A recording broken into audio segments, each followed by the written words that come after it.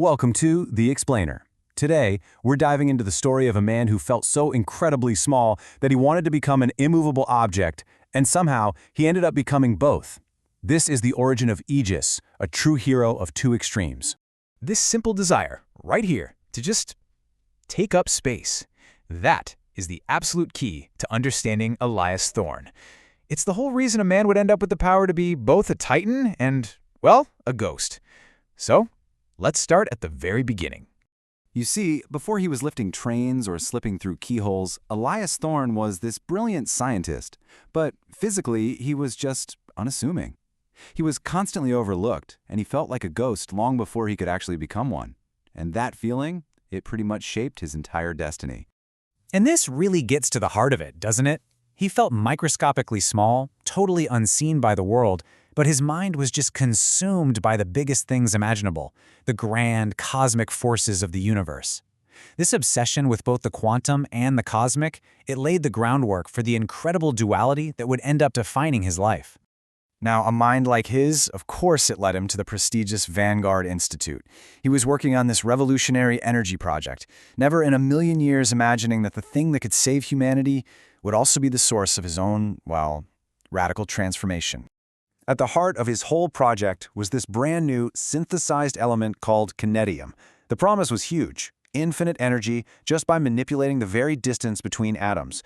But it was also incredibly volatile, reacting unpredictably to the exact forces it was supposed to control. You can probably see where this is going. And here it is, the moment everything changed. A freak earthquake hits, causing a catastrophic containment failure. The core goes critical. And Elias, he makes a split-second, heroic decision. He sprints into the chamber to vent the core himself, but it's just too late. The reactor fractures, and he is engulfed in a wave of raw, kinetium-laced energy. But Elias didn't die. He survived. Except he was no longer just a man. He was now a living, breathing paradox, physically bound to the very cosmic and quantum forces he had once only studied from a safe distance. So his new reality became one of absolute extremes. You get his adrenaline pumping, fill him with rage, and it triggers this catastrophic molecular expansion. He becomes a giant of immense, totally uncontrollable power. But on the flip side, with intense focus and calm, he could shed his mass, shrinking down to microscopic, even subatomic sizes. Now, obviously, these powers were volatile, incredibly dangerous. So to control them, Elias did what he does best. He engineered a solution. He created the Aegis suit. It's this biomechanical marvel that let him precisely regulate his adrenaline-fueled growth and manage his atomic compression. For the first time, he could actually harness these opposing forces. And with this newfound control, he became Aegis, the city's protector. But as Elias Thorne, the man, he was more alone than he had ever been, completely trapped by this massive secret. And the things he could do? Just staggering. He was the city's most visible titan, stopping a runaway train with his bare hands, and its most unseen guardian, infiltrating secure servers like a ghost in the machine. People called him the God of Thunder, but nobody knew the man who went home at night, basically a prisoner of a secret that made any real human connection feel impossible. And then, his life changed when he met Dr. Maya Lin. He was consulting her as a brilliant archivist, but her sharp mind and, her calming presence, they offered him something he thought he'd lost for good, a real, genuine human connection. She wasn't impressed by his intellect or aware of his power. She just saw the quiet, thoughtful man underneath it all. But that ancient artifact they were studying together, it turned out to be more than just history.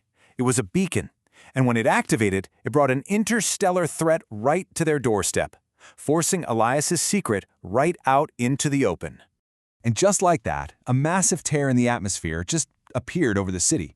This alien species, the Kalan, they descended, and their colossal ships immediately started drilling into the Earth's crust. The invasion was on. Elias had no choice. After getting Maya to safety in a reinforced vault, he stepped out into the chaos and just unleashed his power, expanding into a towering giant to fight the invaders head-on. But the Kalalan, they adapted. They deployed these sonic weapons that resonated with the unstable kinetium in his cells. His suit's regulators just failed. His powers started glitching uncontrollably, flashing between giant and microscopic, and he was left completely broken and powerless as the world just crumbled around him. A Callan dreadnought was preparing to deliver the final, city-destroying blow. Elias's defeat seemed absolutely certain. That is until a very unexpected ally completely turned the tide.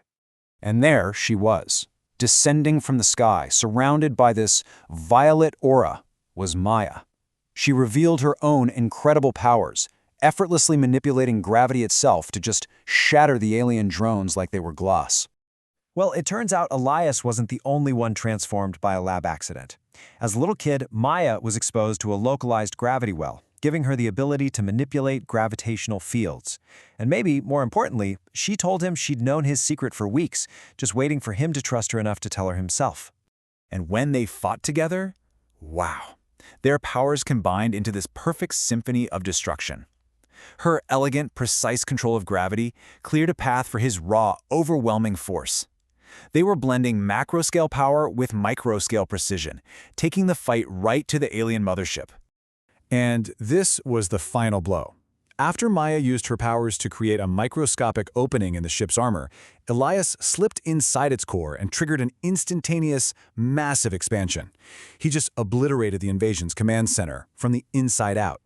Maya saved him from the explosion with her powers, and in that moment, Elias finally got it. His true strength didn't come from being massive or microscopic. It came from their partnership. He had finally found his place in the world. He didn't need to just take up space anymore.